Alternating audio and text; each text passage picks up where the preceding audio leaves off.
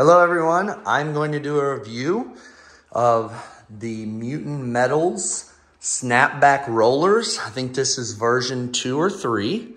So, a little look at them right here up close. You can see we got some UHMW. I don't know how the past versions have been, but I don't know if this would look a little cleaner if it was separated into 2 pieces.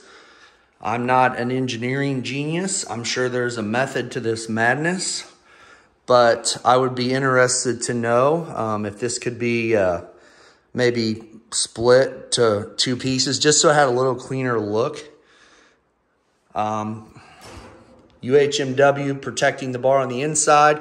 I would be interested to see the cover the front.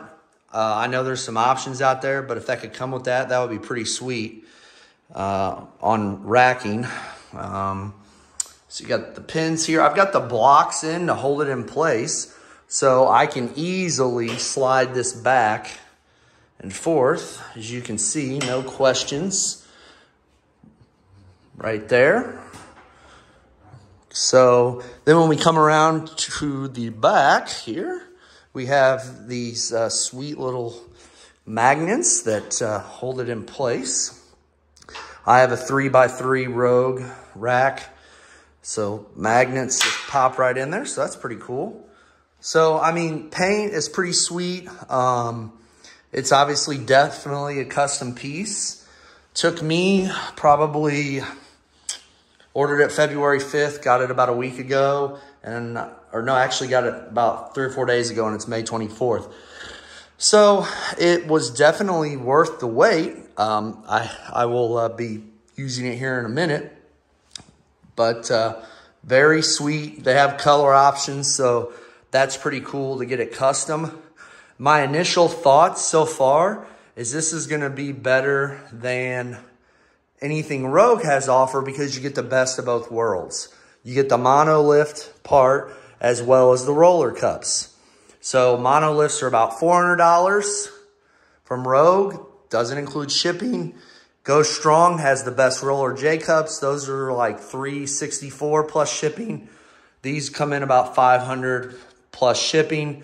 So yes, more expensive. Yes, longer wait, but they do 2 things. So I'm gonna wrap this portion up and then hopefully give you a little video of it in action. So Mutant Metals, snapback rollers, craftsmanship looks really good. Welds look good. Again, I'm not an expert on this stuff, but you know, I'm pretty pleased with how it turned out. Also didn't mention there's UHMW here to protect. I didn't note, okay. Yeah, that looks good.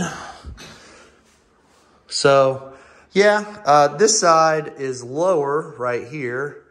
Again, I'm being super nitpicky where this side sticks up. But again, all in all, it protects, does the job. You can see that. So, here's another angle to see the rollers. And again, you can see the UHMW there. So, pretty sweet. Let's do some work with them.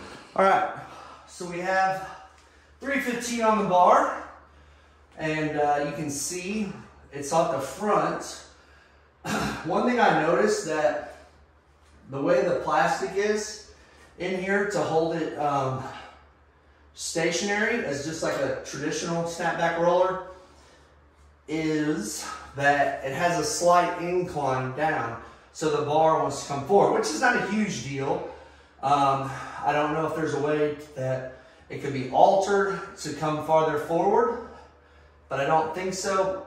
But here we go, sliding it. Pretty easy to center. You ask me, still good stability. And I can hold it against the back too more, so that's encouraging. This is kind of a minor issue. I don't even know if it's an issue, but all the way over, and my plates slightly contact this, if anything, but hopefully I wouldn't run into that. So I think it's pretty sweet up to this point. Here's 315, smooth as butter, good stability. Let's throw 405 on. I'm trying to show a real world type scenario here. And again, this is the fixed position if you wanted to just use it that way. So I'm actually going to swap this out to see. So again, super easy to move. So let me squat it out of there and see how it works as far as positioning goes. And if I bump in anything or it's pretty smooth.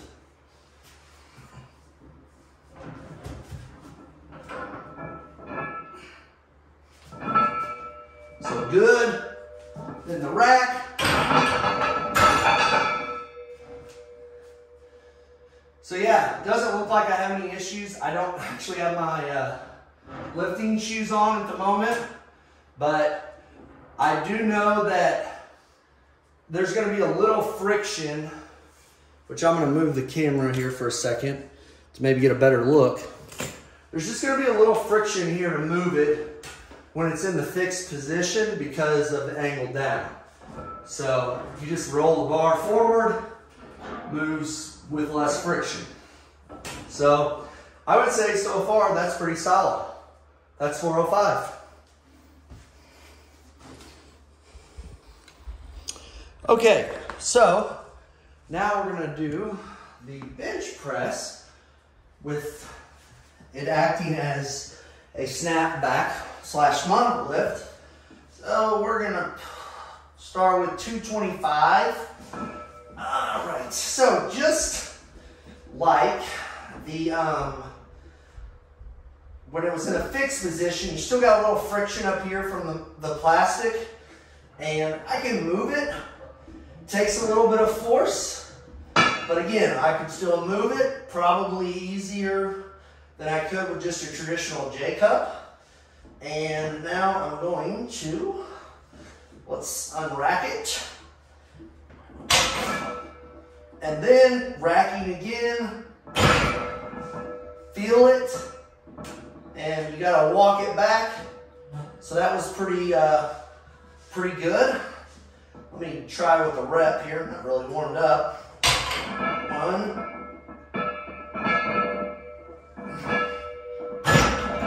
Feel the hooks.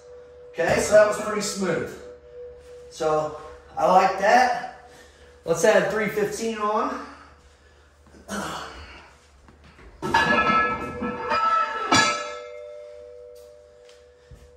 These are weights that I think would be common for people to have on.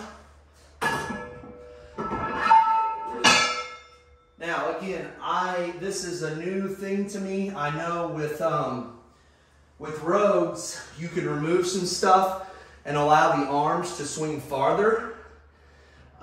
This, I don't know if that's possible. I would have to talk to the people at Mutant Metals to see what their opinion is on that. If I pull it out farther, yeah, that's as far as it's gonna go, basically. So, which is not a big deal at all. So, right here, again, a little friction on the front. This is an Ohio power bar, but still movable, easier to center than typical J-cups or your standard ones. So, excuse me. Now, if I set up and I pull it forward a little bit, it's a little easier to move, but still, again, easier to move side to side than a typical J-cup. So let's unrack this. I feel like both are sitting pretty evenly out. I think my rack is crooked. All right, so here we go. Lift off and rack, feel the J-cup, and there we go. Okay, so yeah, that seems to go well. And again, I'm sure if I continue to move these, that'll be better and less friction. So I would say first impressions, They seem to really, you know, do what they're designed to do. I would say the only thing I would change, and again, I would have to ask them, I'm sure there's a reason why, is, and this kind of bothers me, that just is this. All right, so we got 315 on the bar here now. Let's take a look. Sliding wise, there's still a little friction here. Again, this is just me standing above it, but it still moves. Let's see when I lay down. Still a little bit, but definitely consider it. I give it enough force. I picked 225 and 315 for demonstration because I thought that would be common weights that some people would see. This definitely won't be like a level, it won't be level. It's going to still have a slight angle on it, but that's not a huge deal. Right, let's get a handoff on these and see how it works. Pretty clean. And racking was good at the right height, felt good and secure. So, yeah, I mean, let me come back one more time. If I need to center it, it moves. Requires a little bit of force, but otherwise not a problem. Works as expected. So my overall impression is these are pretty good. They seem pretty solid. I would personally, if I could maybe offer 2 recommendations, and I know there's some solutions out there, but they don't make them directly. Let's cover this with UHMW plastic. So if you come in, you don't have to scrape the paint off or your bar. And then I would like to see this 2 separate pieces. Maybe there's a reason why they did it that way. The first version of this could have been like that, and they felt that it was better to go this direction. I just think it would look a little cleaner aesthetically if it was like piece here, piece there. But again, it might work better for overall function to have it like that. Strong, great fabrication, good welds based on my limited knowledge. I've had every version of Rogue, and I would say this is better or equally good. And I would probably give the nod to this right now, even though I haven't used it. I've only had it for a few days. This is actually the first time I've really put it to the test. But I think it's awesome because you can move your weight around. You know, that's great. When you have heavier loads, it's nice to be able to center that weight and not have to feel like you have to pick it up, squat it over, do things like that. So, you know, I think it's definitely worth the money. Rogues are going to run you about $400, and you don't have the roller cup version of that. Go Strong, another option. They don't have the monolift portion, but they have the roller cup. That's about $364. So you're looking at $500 for this bad boy plus shipping, and you kind of get the best of both worlds. I'm sure as the product continues to develop, it's going to get even better. But love the customization of colors they offer now. Mine's not quite the same color as my rack orange, but still pretty sweet. So that's very unique that they can let you customize the colors. I would definitely recommend this for Mutant Metals. This is a product that's going to last you a lifetime. If you take care of it, you can replace the rollers and possibly the springs. The only thing that it doesn't allow, unless I'm missing something, is you can't affect how far the arms swing. They're kind of fixed because of the spring. Where like in Rogues, you can take a screw out up here and manipulate it to how much swing you have on the arm. So this is about as far as it's going to go based on the weight that's on there. It might come a little bit farther forward, but I don't think it's going to come much forward. So the roller cup itself, I don't think is ever going to be completely level, but again, solid product. Love the attention to detail, the cool Mutant Metals right here. Great product. Definitely recommend it. If you're a serious lifter, this is definitely a worthwhile investment because snapback rollers or monoliths, they're great. Shoulder savers, great for bench handoffs. So I would check these out.